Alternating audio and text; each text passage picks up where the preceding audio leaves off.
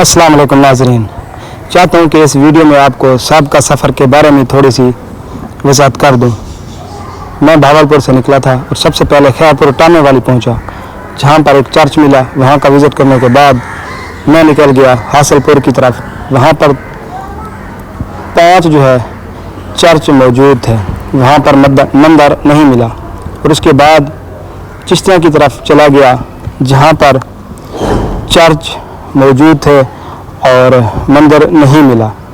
एक ऐसी जगह भी मिली जो मेरे देखने के लिए एक नई थी, जो साबिक़ा वीडियो में मैं लोगों को दिखा चुका हूँ। और उसके अलावा वहाँ पर एक ऐसी चीज़ थी जो आसार कदीमा के लिए बहुत अच्छी थी, क्योंकि वहाँ से निकले हुए सिक्के बताते थे कि ये जगह हज़ारों साल पुरानी है। और मंजनीक में चलने वाला गोला, काम आने वाला गोला, वो भी वहाँ पर मौजूद था। और कहा जाता था कि यहाँ से इंसानी खोपड़ियाँ भी निकली हैं और इंसानी हड्डियाँ भी निकली हैं। उसके बाद आगे चल पड़ा, जो कि बहावलनगर ज़िला है। वहाँ जब पहुँचा तो मुझे एक बहावली चौक पर बहुत बड़ा मंदिर मिला, जहाँ पर एक हवेली में 4 मंदिर अलग अलग बनाए गए थे। वहाँ पर उसी गली में एक छोटा सा चर्च था और 2 या 3 किलोमीटर के फासले पर एक बड़ा चर्च था, जिसका नाम चर्च ऑफ पाकिस्तान था।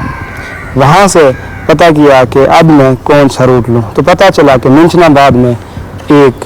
मंदिर मौजूद है। मिंचनाबाद पहुँचा तो वहाँ पर एक मंदिर था और उसके अलावा एक मड़ी,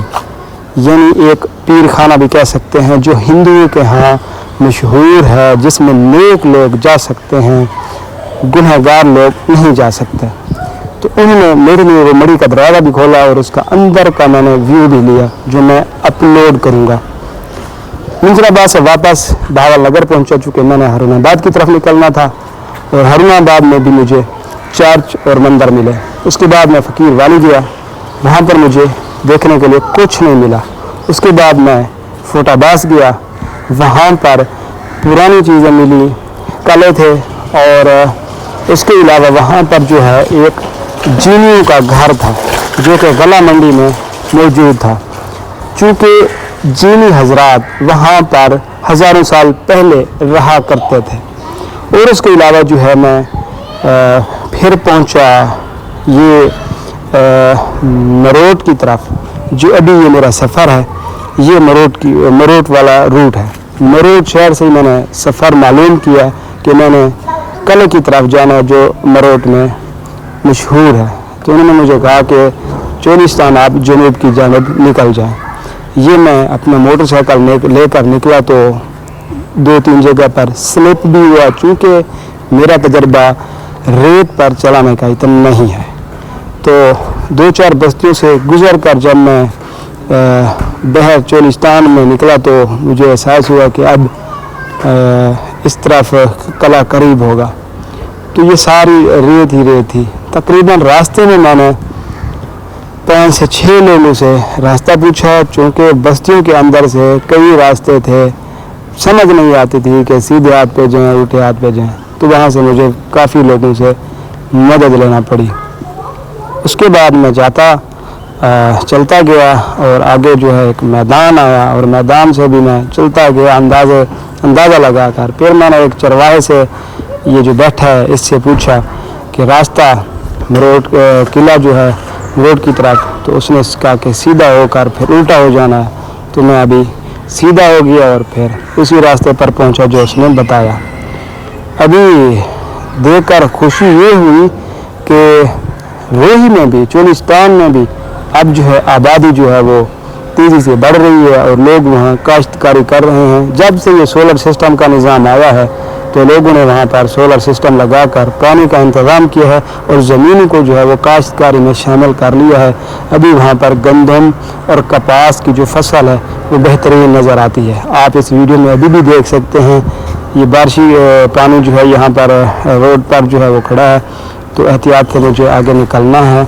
और ये मेरे दाएं और बाएं कपास की ये फसल मिलती है। और वैसे रोही के जो लोग हैं वो बहुत अच्छे हैं। वहाँ पर देसी घी भी मिल जाता है और खालिस दूध भी मिल जाता है। बकरियों का दूध पीना चाहें, गाय का दूध पीना चाहें, वो वहाँ पर मिलता है। भैंस मुझे वहाँ उस तरह बहुत कम नज़र आई है। بکریاں اور اس کے علاوہ جو ہے وہ گائے، یہ مجھے سب سے زیادہ جو ہے وہ نظر آئی ہیں۔ اور ابھی بالکل میں قریب ہوں، تقریباً 2 کلومیٹر کا فاصلہ ہوگا اور میں وہاں نروٹ قلعہ جو ہے وہ پہنچوں گا۔ یہ بہت تاریخی قلعہ ہے اور اس کو جو ہے پھر اس پر جو ہے نوابوں نے قبضہ کیا تھا۔ اور اسی طرح سے آگے اسی راستے پر آگے چلے جائیں تو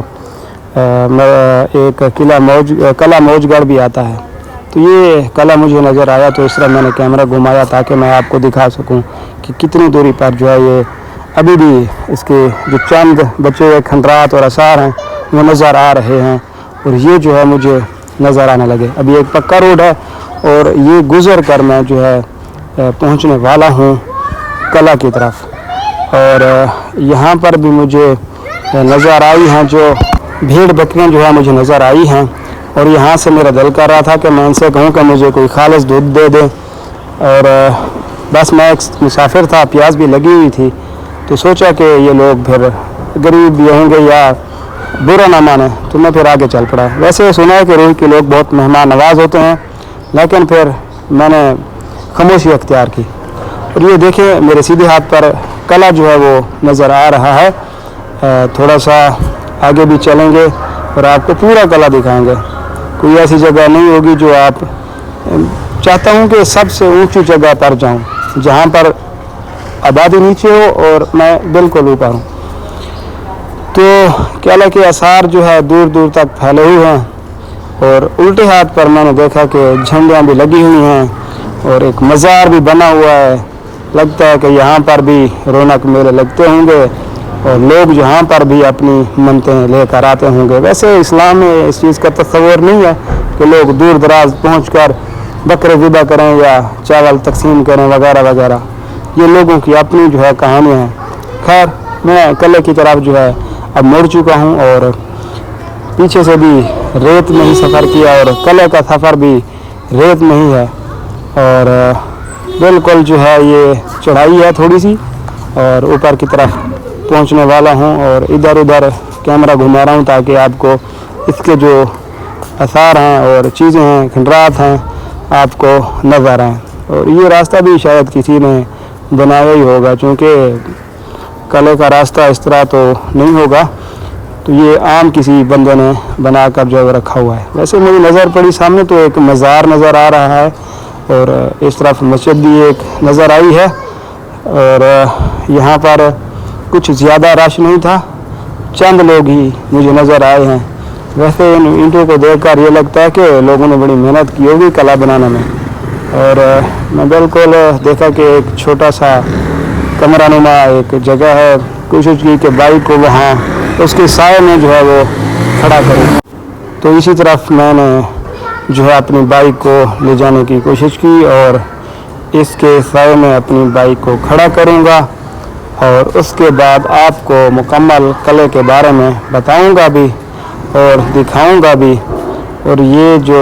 جگہ ہے یہ مجھے اچھی لگی ہے، چونکہ نیچے سارا چولستان ہے اور میں بالکل ٹاپ پر پہنچ چکا ہوں۔ اور اس طرف میں نے جو ہے بائک کھڑی کر کے کیمرہ جو ہے وہ گھمایا، اور یہ دونوں طرف مجھے جو ہے روہی نظر آنے لگی، اور پھر کیمرے کو گھمایا اس مزار کی طرف۔ مزار ہے یا نہیں واللہ عالم، لیکن لوگ یہاں پر مجھے نظر نہیں آئے، بس 4 لوگ نظر آئے ہیں ٹوٹل، اس کے علاوہ مجھے لوگ نظر نہیں آئے۔ جی ناظرین، آپ دیکھ رہے ہیں کہ میں آپ سے باتیں کرتے ہوئے یہاں قلعے پہ پہنچ آیا ہوں، اور چاہ رہا تھا کہ سب سے اونچی جگہ پر ہو کر اس کی ویڈیو بنائے۔ زمین کھا گئی بادشاہ کیسے کیسے، یہ سارا صحرا ہے چاروں طرف، یہ دیکھیں۔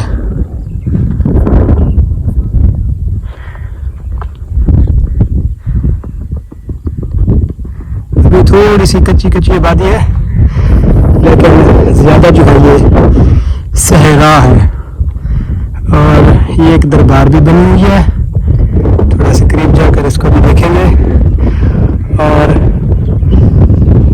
کیا ہے بادشاہوں کی عقل یہی تھی کہ اپنی عوام کو رعایا کو اسی کام پر لگاتے تھے کہ قلعے بنائیں گھوڑے باندھیں ہماری رکھوالی کریں جنگیں لڑیں نقصانات کریں یہی رہا ہے پچھلی صدیوں کا کام اور یاد رہے کہ ہم مسلمانوں کے نبی جتنے بھی آئے ہیں کسی نے کوئی قلعہ نہیں بنایا کسی نے کوئی عمارت کوئی بڑی بلڈنگ نہیں بنائی سب نے جو ہے صرف اور صرف اتنا کہا ہے کہ اللہ کو جانو اللہ کو پہچانو جو اس کائنات کا خالق و مالک ہے اس کے بعد وہ اس دنیا سے چلے گئے ہمارے نبی صلی اللہ علیہ وسلم جو آخری نبی ہیں انہوں نے بھی 63 برس 63 ایئرس وہ اس دنیا میں رہی ہیں اور انہوں نے بھی یہی تبلیغ کی ہے کہ خدا کو پہچانو جو اس دنیا کا خالق و مالک ہے انہوں نے بھی یہ عمارتیں بنانا یا اس طرح کی چیزیں کوئی بھی بنانا جو لگے کہ انسان اس میں ہمیشہ رہے گا نہیں قرآن میں بھی واضح لکھا ہے کہ یہ عارضی ٹھکانہ ہے اور ایک دن یہ سب ختم ہو جائے گا تو یہ قرآن کی جو باتیں ہیں وہ بڑی وضاحت کے ساتھ بیان ہوئی ہے اور اس کے اثار بھی نظر آتے ہیں کہ کیسی کیسی بستیاں جو ہیں وہ تباہ ہوئی ہیں یہ قرآن میں واضح لکھا ہوا ہے یہ شوق ہوا کرتا تھا کچھ لوگوں کو قلعے بنائے اور پہاڑوں پر بھی کچھ لوگ گھر بناتے تھے سب تباہ و برباد ہوئے یہاں میں آپ کو تبلیغ بھی کر رہا ہوں اور ساتھ ساتھ آپ کو چیزیں بھی دکھا رہا ہوں یہ قلعہ بھی دکھا رہا ہوں اور یہ تقریباً 6 سے 7 کلومیٹر دور مروٹ شہر سے یہ قلعہ مروٹ مشہور ہے یہ بہاولپور ڈویژن میں شمار ہوتا ہے اور اس طرف جو ہے وہ انڈیا ہے یہ سارا اس طرف اگر 10 سے 12 کلومیٹر اگر بندہ چلا جائے تو سارا انڈیا ہے تو امید ہے یہ آپ کو میری باتیں اور یہ ویڈیو پسند آئے گی اور آپ احباب بھی اس کو توجہ سے سنیں گے اور احباب تک پہنچائیں گے اور یاد رہے کہ یہاں چولستان میں بکرے والے ملتے ہیں جو کہ یہاں چرواہے ہیں بکروں کا ریوڑ لے کر پھرتے ہیں اور مکھن وغیرہ تیار کرتے ہیں گھی وغیرہ تیار کرتے ہیں اور شہر والوں تک پہنچاتے ہیں تو یہی ان کا گزر بسر ہے یا بکرے سیل کرتے ہیں دمبے سیل کرتے ہیں یہ ان کا گزر بسر ہوا کرتا ہے اور اب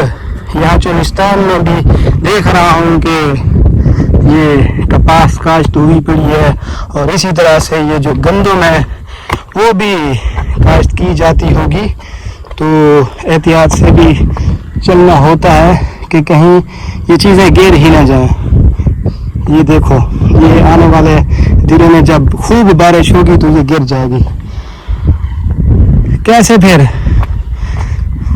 بادشاہ جو ہے ہوا کرتے تھے اور ان کی یہاں پر سلطنت ہوا کرتی تھی رعایا ہوا کرتی تھی دربار لگا کرتے تھے حکم چلایا کرتے تھے اس کو پھانسی دے دو اس شہر کو تباہ کر دو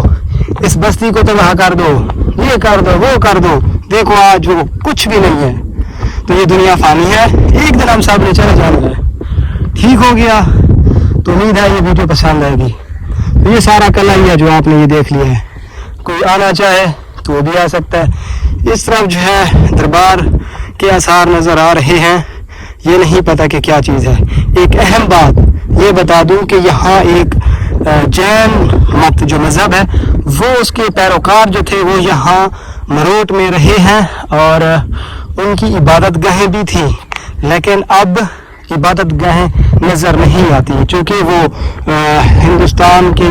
تقسیم کے بعد وہ انڈیا میں چلے گئے تھے اور یہ جو عبادت گاہیں ہیں یہ بھی صدیوں پرانی ہیں یہ آج کل کی تو ہے ہی نہیں کہ ہمیں نظر آ جائیں کوشش کر رہا ہوں کہ اگر کوئی چیز ملتی ہے تو اس کی بھی ویڈیو یا تصویر آپ لوگوں تک پہنچاؤں گا مجھے دیجیے اجازت